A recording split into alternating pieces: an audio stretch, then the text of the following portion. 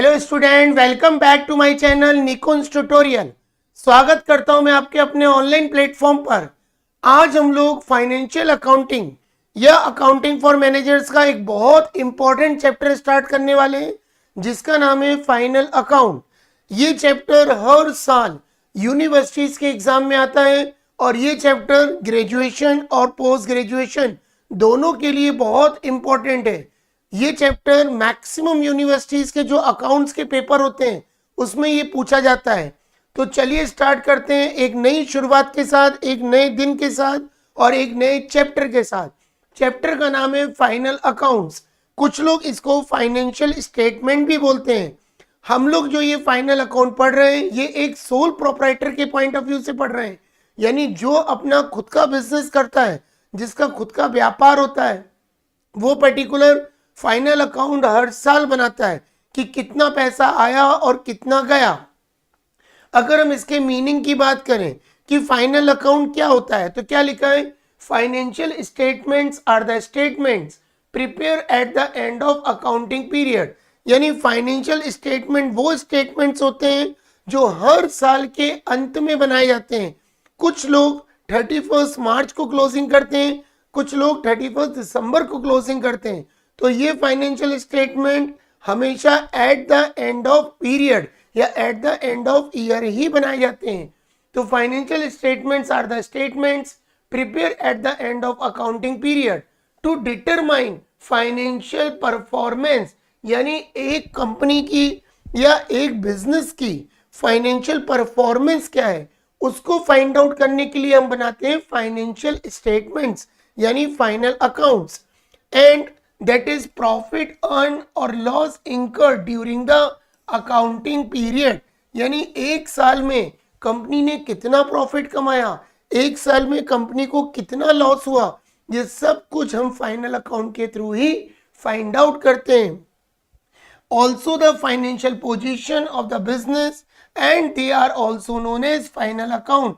इन्हीं financial statement को final account भी बोला जाता है। हर बिजनेस की फाइनेंशियल पोजीशन अगर हमें फाइंड आउट करनी है कि यार कंपनी की एसेट्स कितनी है, कंपनी की लायबिलिटीज कितनी है, कंपनी की एक साल में इनकम कितनी है, कंपनी के कितने खर्चे हैं, ये सब फाइंड आउट करने के लिए बनाया जाता है final accounts. A complete set of financial statements of और फाइनल अकाउंट्स इंक्लूड। एक फाइनल अकाउंट में तीन चीजें सबसे इंपॉर्टेंट हैं। पहला है ट्रेडिंग अकाउंट, जिसको हम बोलते हैं व्यापार खाता। एक होता है प्रॉफिट एंड लॉस अकाउंट यानी लाभ हानि खाता, और एक होता है बैलेंस शीट यानी आर्थिक चिट्ठा। यानी हर कंपनी तीन तरीके के अकाउंट्स बनाती है फाइनल अकाउंट में। एक बनाती है ट्रेडिंग अकाउंट, एक प्रॉफिट एंड लॉस और एक बैलेंस शीट। जो कॉमर्स के बच्चे होते हैं वो ऑलरेडी ये चीजें बहुत अच्छे से कैप्चर कर लेते हैं, लेकिन जो नॉन कॉमर्स के बच्चे होते हैं उनको सबसे पहले जर्नल एंट्री के कॉन्सेप्ट क्लियर होना बहुत जरूरी है। उसके बाद लेजर, देन लेजर पोस्टिंग के बाद ट्रायल बैलेंस, क्योंकि ये जो फाइनल अकाउंट होता है ये हमेशा ट्रायल बैलेंस से ही बनाया जाता है, ये बात ध्यान रखना। अब हम बात करते हैं फाइनल अकाउंट बनाने के क्या ऑब्जेक्टिव्स हैं। हर चीज का एक उद्देश्य होता है, एक लक्ष्य होता है। तो फाइनल अकाउंट के क्या ऑब्जेक्टिव्स हैं? पहला ऑब्जेक्टिव है to know profit and loss during the accounting period. यानी किसी भी अकाउंटिंग पीरियड में कंपनी ने कितना प्रॉफिट कमाया, कंपनी को कितना लॉस हुआ, ये केवल फाइनल अकाउंट से ही मालूम कर सकते हैं। Then to know amount of assets and liabilities. यानी एक कंपनी की कितनी एसेट्स हैं, कंपनी की कितनी लायबिलिटीज हैं, ये केवल फाइनल अकाउंट के थ्रू ही मालूम की जा सकती हैं। टू नो कैपिटल और इक्विटी, यानी एक बिजनेस की कितनी पूंजी है, कैपिटल को बोलते हैं पूंजी, और एक बिजनेस में कितनी इक्विटी है, यानी कितना पैसा हम शेयर कंपनी के थ्रू कलेक्ट करते हैं या हम मार्केट में इन्वेस्ट करते हैं, तो जिससे कितना प्रॉफिट होता है, ये सब फाइनल अकाउंट के थ्रू ही हम मालूम कर सकते हैं। Fourth point, to know debtors and creditors. Debtor कौन होते हैं? हिंदी में बोलते हैं देनदार। डेटर वो व्यक्ति होते हैं जिनसे हमें पैसा लेना है। हर बिजनेस के अंदर कभी कभी क्रेडिट सेल भी होती है, कैश सेल भी होती है। कैश सेल में तो पैसा तुरंत आ जाता है, लेकिन क्रेडिट सेल में पैसा आपको कुछ समय बाद मिलता है। और क्रेडिटर कौन होते हैं? जिनसे हम उधार माल खरीदते हैं, यानी क्रेडिट परचेज, जिनको हम सप्लायर भी बोलते हैं। तो हमें कितने लोगों का पैसा देना है, कितने लोगों से लेना है, दैट मीन्स डेटर्स, कितने लोगों को देना है, that means creditor.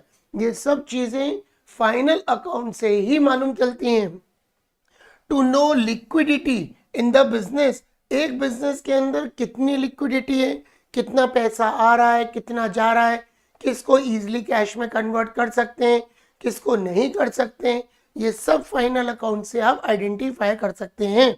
To calculate different ratios, हर व्यक्ति, ज्यादातर कुछ मैक्सिमम स्टूडेंट क्या करते हैं, कभी कभी कुछ एनुअल प्रोजेक्ट्स बनाते हैं, उन प्रोजेक्ट को हम केवल रेशियो के थ्रू ही आइडेंटिफाई कर सकते हैं कि यार एक कंपनी की करंट एसेट्स कितनी है, एक कंपनी की करंट लायबिलिटीज कितनी है, कितना स्टॉक मेंटेन किया, कितना वर्किंग कैपिटल है, कितने डेटर्स हैं, कितने क्रेडिटर हैं, ये सब कुछ रेशियो के द्वारा ही फाइंड आउट किया जा सकता है।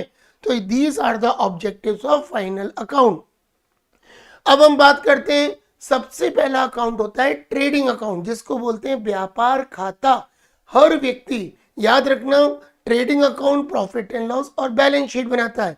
अब तुम एक चीज हमेशा याद रखना कि जैसे मान के चलो ये है एक फैक्ट्री, ये हमारी एक फैक्ट्री है, फैक्ट्री में माल बनता है तो कहीं ना कहीं वो पर्टिकुलर किसी डीलर या एजेंट को माल सप्लाई होता है, यानी ये फैक्ट्री से माल किधर आता है, ऑफिस में, और ऑफिस से फाइनली ये किसके पास जाता है, ये कंज्यूमर के पास जाता है। कंज्यूमर जिसको बोलते हैं कस्टमर, बेचारा कस्टमर के ऊपर तो इतने टैक्सेस होते हैं कि उसको सब कुछ पे करना पड़ता है, जो भी इनकम होती है वो खर्चे में कन्वर्ट हो जाती है।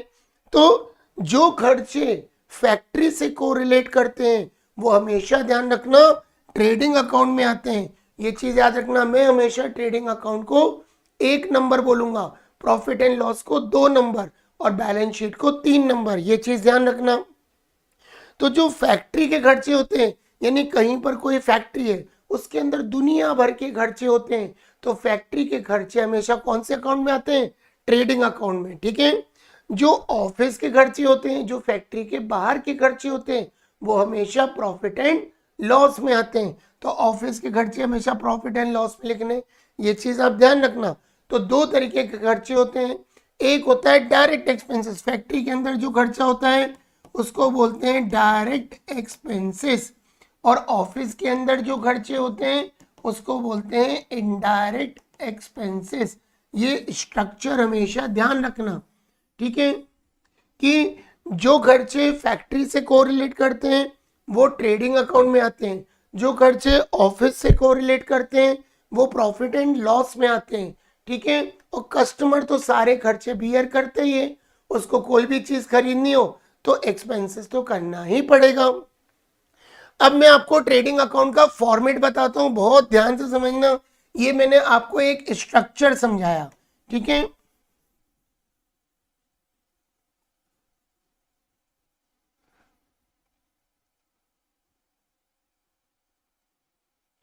चलिए अब हम बात करते हैं ट्रेडिंग अकाउंट के फॉर्मेट की। देखो ट्रेडिंग अकाउंट में 2 साइड होती हैं, ये होती है डेबिट साइड जो हम 2 से लिखते हैं, ये होती है क्रेडिट साइड जो हम बाय से लिखते हैं। ये बात हमेशा ध्यान रखना। डेबिट में स्टार्टिंग में क्या आता है, सबसे पहले आता है ओपनिंग स्टॉक। कोई भी बिजनेस स्टार्ट करते हो स्टार्टिंग में तुम्हें ओपनिंग स्टॉक तो लगेगा ही लगेगा। इतना बड़ा बिजनेस तुमने स्टार्ट किया, बहुत सारा तुम्हें मटेरियल उसके अंदर दुकान में भरना पड़ेगा। अगर तुमने कोई ऑटोमोबाइल कंपनी स्टार्ट करी, बहुत सारी मशीनें रखनी पड़ेंगी। तो ओपनिंग स्टॉक हमेशा आता है डेबिट साइड। लेकिन जब हमारा एट द एंड ईयर हो जाता है तो जो बचता है उसको क्या बोलते हैं, क्लोजिंग स्टॉक। क्लोजिंग स्टॉक हमेशा बाय साइड आता है, ये बात ध्यान रखना।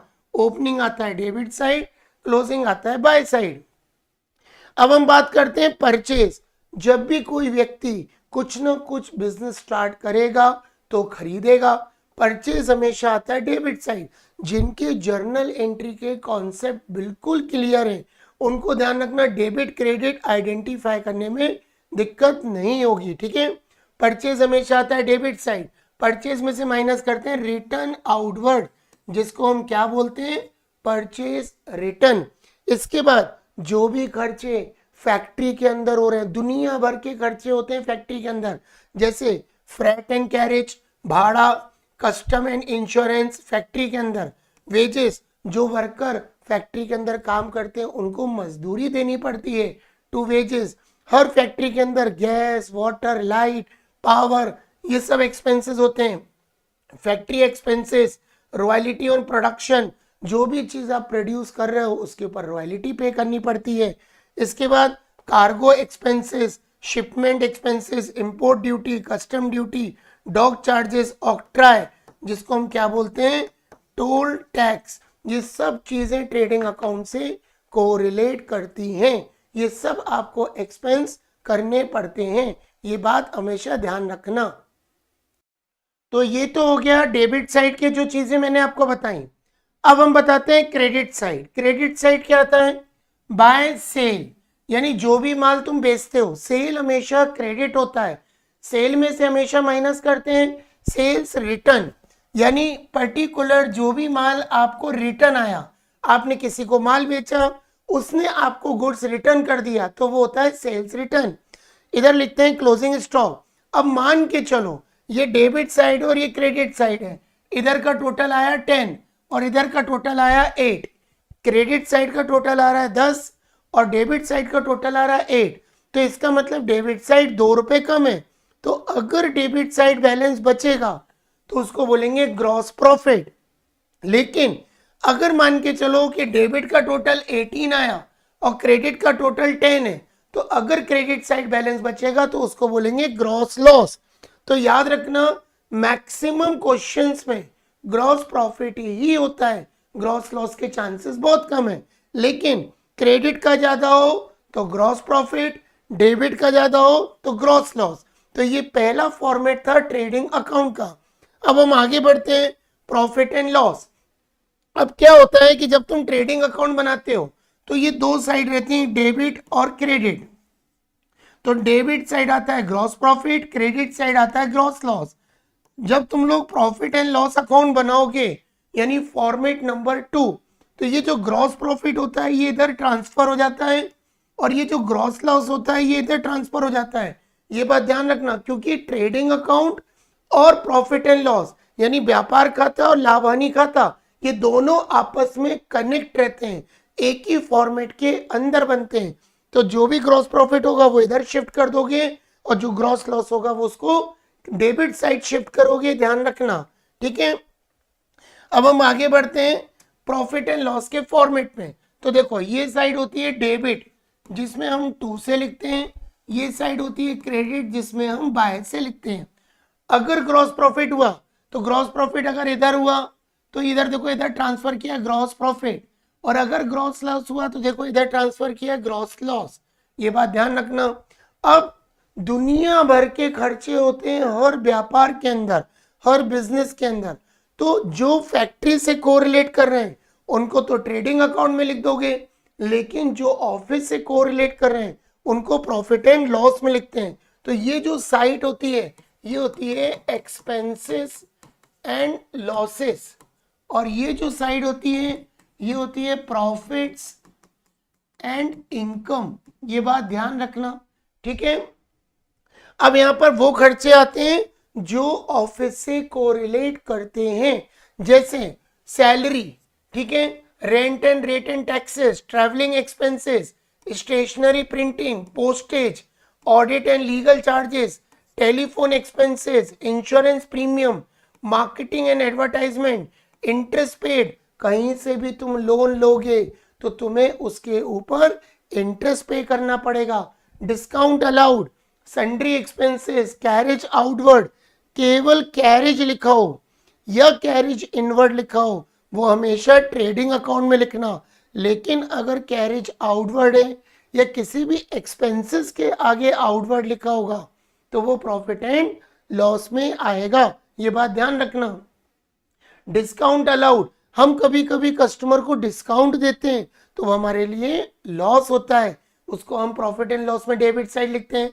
Sundry expense, carriage outward, bad debts, हर व्यापार में कुछ ना कुछ पैसा डूबता है, बैड डेब्ट्स होता है वो हमेशा ट्रेडिंग अकाउंट में आता है। डेप्रिसिएशन, अगर तुम कोई फिक्स असेट्स यूज करते हो, plant and machinery, furniture, motor vehicle, है ना, तो इनके ऊपर डेप्रिसिएशन लगता है। डेप्रिसिएशन मतलब वैल्यू कम होना, तो ये भी बिजनेस का लॉस है। Repair and renewal, commission, other expenses, loss by fire, अगर तुम्हें कोई लॉस हुआ, चाहे वो फायर से हो, चाहे थेफ्ट से हो, किसी भी फॉर्म में हो, तो वो हमेशा डेबिट साइड आता है।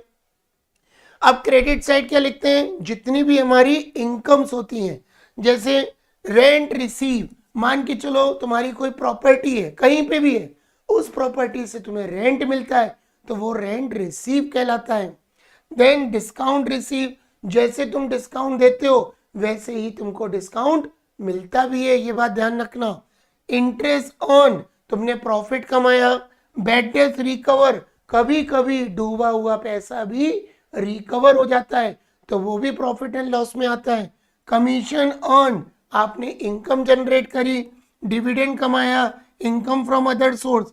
अब मान के चलो जब तुम ट्रेडिंग अकाउंट बनाते हो तो उसमें आता है ग्रॉस प्रॉफिट, ग्रॉस लॉस, लेकिन जब तुम प्रॉफिट एंड लॉस बनाते हो, सपोज मान के चलो इधर का टोटल आया 10 और इधर का टोटल आया 8, तो अगर क्रेडिट साइड का टोटल ज्यादा है, क्रेडिट माने होता है प्लस, यानी अगर तुम प्लस में हो तो इसका मतलब तुम प्रॉफिट में हो।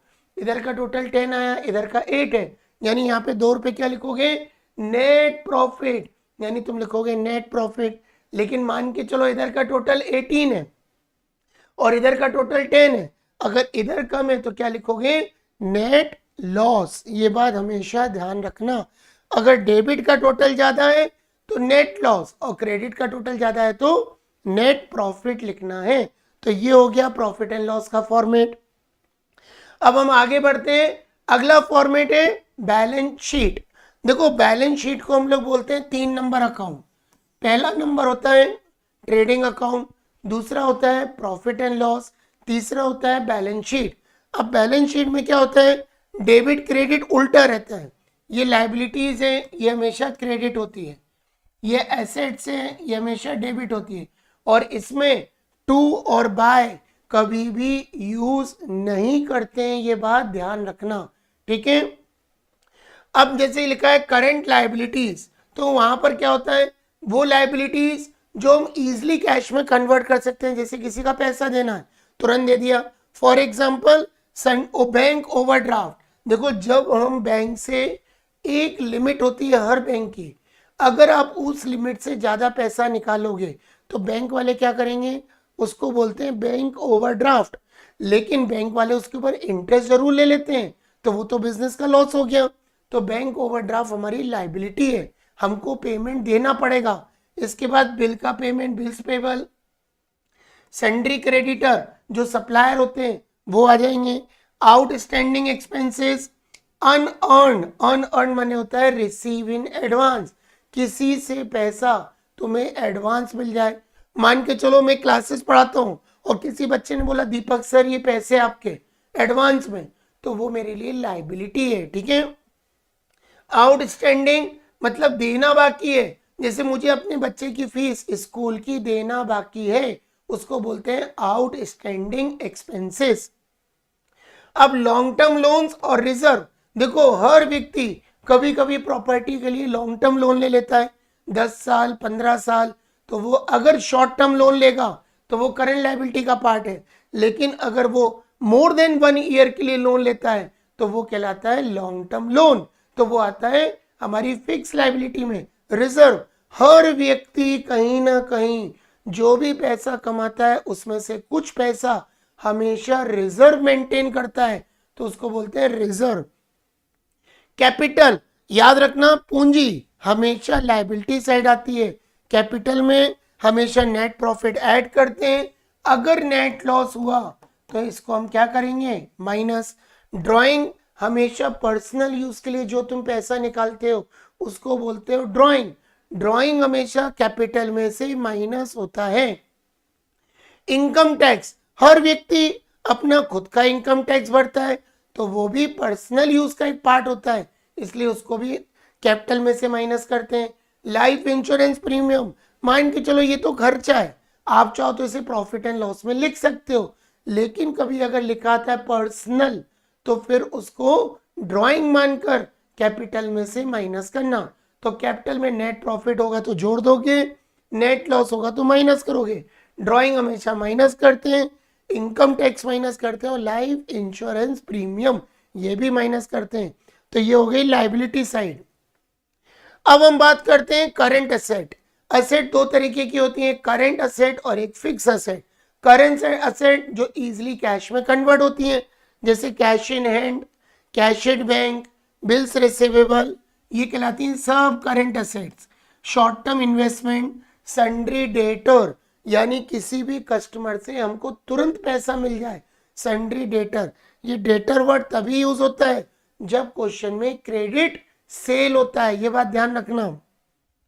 क्लोजिंग स्टॉक, क्लोजिंग स्टॉक आता है इसके अंदर। क्लोजिंग स्टॉक हमेशा दो जगह आता है, एक तो आता है ट्रेडिंग अकाउंट में क्रेडिट साइड 1 नंबर अकाउंट में, और एक बैलेंस शीट में 3 नंबर अकाउंट में एसेट साइड आता है। ध्यान रखना क्लोजिंग स्टॉक। क्लोजिंग स्टॉक एक एडजस्टमेंट है, ठीक है। अब फिक्स एसेट में क्या आता है, फर्नीचर, लूज टूल, ये मशीन के छोटे छोटे पार्ट्स होते हैं जिनको लूज टूल बोला जाता है। Then motor vehicle, long term investment, plant and machinery, land building और पेटेंट। पेटेंट को बोलते हैं ट्रेडमार्क, कॉपीराइट, तो ये भी हमारी फिक्स एसेट्स है। बैलेंस शीट का टोटल हमेशा याद रखना इक्वल आना चाहिए, दोनों तरफ का टोटल हमेशा बराबर आता है। तो ये बैलेंस शीट का फॉर्मेट हो गया। तो ये मैंने आपको समझाया प्रॉफिट एंड लॉस, ये मैंने आपको समझाया ट्रेडिंग अकाउंट। ट्रेडिंग अकाउंट और प्रॉफिट एंड लॉस ये दोनों हमेशा साथ में बनते हैं, बैलेंस शीट का फॉर्मेट अलग बनता है। ये मेरा पहला डेमो लेक्चर है जो YouTube चैनल पर आपको फर्स्ट डेमो क्लास के फॉर्म में फ्री में देखने को मिलेगा। अगर आप निकुंज ट्यूटोरियल MBA YouTube पे डालेंगे तो ये पहला लेक्चर और इसके बाद एक लेक्चर और 2 क्लासेस फाइनल अकाउंट की आपको डेमो के फॉर्म में आपको फ्री में देखने को मिलेंगे YouTube चैनल पर। प्लीज आप चैनल को सब्सक्राइब करें, शेयर करें और लाइक करें। लेकिन अगर तुम्हें पूरा चैप्टर कंप्लीट पढ़ना है, क्योंकि हमको जो यूनिवर्सिटी के एग्जाम में क्वेश्चन आते हैं वो एक टफ क्वेश्चंस आते हैं और विद एडजस्टमेंट्स आते हैं। मैं आपको स्टार्टिंग के जो 2-3 लेक्चर्स पढ़ाऊंगा वो विदाउट एडजस्टमेंट्स होंगे, उसके बाद क्लास नंबर 4, 5, 6, 7 जो भी लगेंगी वो सब विद एडजस्टमेंट ही रहेंगी। केवल आप 2 डेमो क्लासेस में ये सीख सकते हो कि फाइनल अकाउंट क्या होता है, इसके ऑब्जेक्टिव क्या होते हैं, फॉर्मेट्स क्या होते हैं, छोटे छोटे बेसिक सम्स। लेकिन पूरा कोर्स कंप्लीट करना हो तो निकुंज ट्यूटोरियल की एप्लीकेशन प्ले स्टोर से डाउनलोड करें, अपने आप को रजिस्टर्ड करें। अगर आपके पास आईफोन है तो आप मुझे कांटेक्ट करेंगे तो उसका एक ISO है जो मैं आपको अलग से सेंड करूंगा। अगर आप लैपटॉप पे देखना चाहते हैं तो भी आपको उसके लिए कांटेक्ट करना पड़ेगा। लेकिन एंड्रॉइड फोन है तो इजीली रजिस्टर्ड आप कर सकते हैं। पूरा कोर्स आप यूनिवर्सिटी के हिसाब से कोर्स को सिलेक्ट करके घर बैठे मिनिमम प्राइस पे परचेस करके आप इजीली पढ़ सकते हैं। तो अब मैं आपको एक बेसिक क्वेश्चन सिखाता हूं। क्वेश्चन नंबर 1, ऊपर हेडिंग डालिए बेसिक क्वेश्चन विदाउट एडजस्टमेंट। तो इसको हमें कैसे करना है, इसको बहुत ध्यान से समझते हैं। देखिए जो ये पहला सम है इसमें लिखा है प्रिपेयर ट्रेडिंग अकाउंट। केवल इसमें मैं आपको सिखाऊंगा ट्रेडिंग अकाउंट कैसे बनाया जाता है। ट्रेडिंग अकाउंट को बोलते हैं 1 number account, profit and loss को 2 नंबर, बैलेंस शीट को 3 नंबर।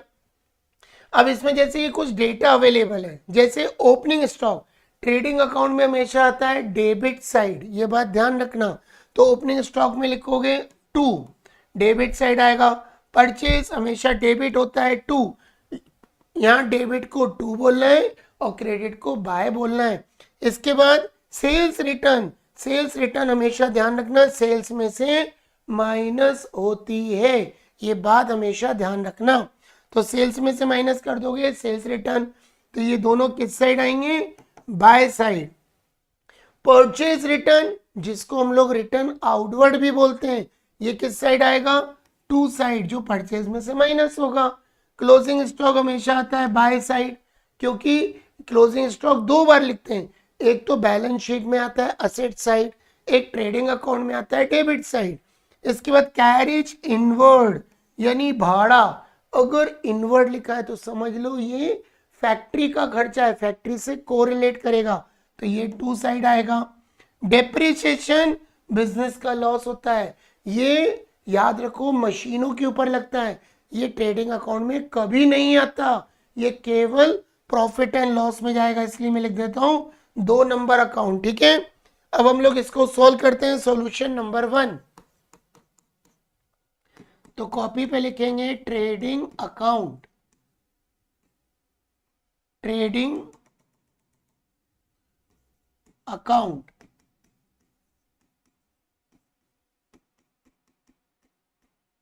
अगर क्वेश्चन में कोई डेट दी है तो वो मेंशन करना है, कोई भी डेट नहीं है तो लिखो ट्रेडिंग अकाउंट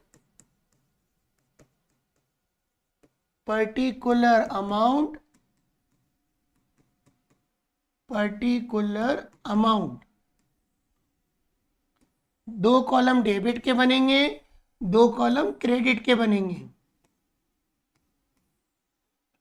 ये है डेबिट साइड और ये है क्रेडिट साइड।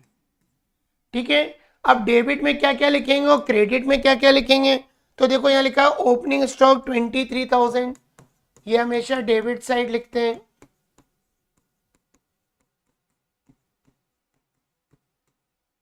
इसके बाद परचेज, परचेज में से माइनस करते हैं परचेज रिटर्न, तो यहाँ लिखो टू परचेज, परचेज में से माइनस करते हैं परचेज रिटर्न, तो परचेज का अमाउंट कितना दिया है? 29,000, इसमें से माइनस करेंगे परचेज रिटर्न 2400। परचेज में से हमेशा परचेज रिटर्न माइनस करना है 26,600, 26,600 रुपए। इसके बाद नेक्स्ट लिखा है सेल, सेल में से माइनस करते हैं सेल्स रिटर्न, तो यहाँ लिखोगे बाय सेल, जिसमें से माइनस करते हैं सेल्स रिटर्न। तो सेल्स कितना दिया है? 25,400 और ये 500, 25,400 माइनस 500, तो ये आएगा 24,900। ग्रेजुएशन और पोस्ट ग्रेजुएशन में दोनों में कैलकुलेटर अलाउ है, ये बात ध्यान रखना। जो भी कैलकुलेशन है वो कैलकुलेटर से कर करके बाहर लिखना। तो ये आ गया सेल में से माइनस करा सेल्स रिटर्न। अब लिखा है परचेज रिटर्न, परचेज में से तो माइनस कर ही दिया था। नेक्स्ट है क्लोजिंग स्टॉक, क्लोजिंग स्टॉक हमेशा आता है बाय साइड, यहाँ लिखोगे क्लोजिंग स्टॉक, जिसका अमाउंट दिया है 47,700। देन ए कैरेज इनवर्ड, ये हमेशा टू साइड लिखना है, कैरेज इनवर्ड। याद रखना कैरेज इनवर्ड फैक्ट्री के से कोरिलेट करता है, तो कैरेज इनवर्ड का अमाउंट कितना है? 100 रुपीज, कैरेज इनवर्ड है 100 रुपए।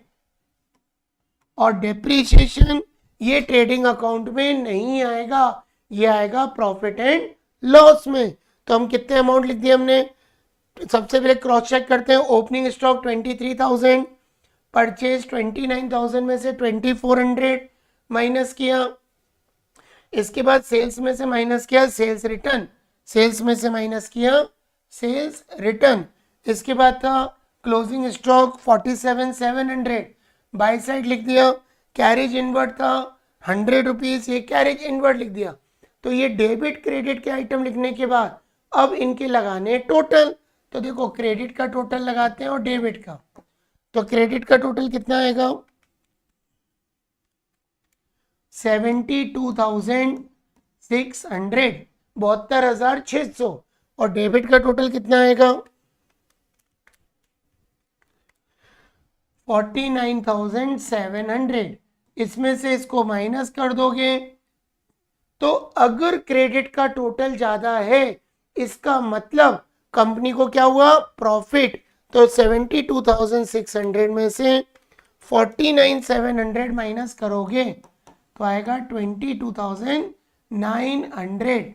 ये कंपनी को हो गया ग्रॉस प्रॉफिट। तो ये जहां का अमाउंट ज्यादा होता है वो अमाउंट हमेशा दोनों तरफ लिखना है, ये बात ध्यान रखना। 72,600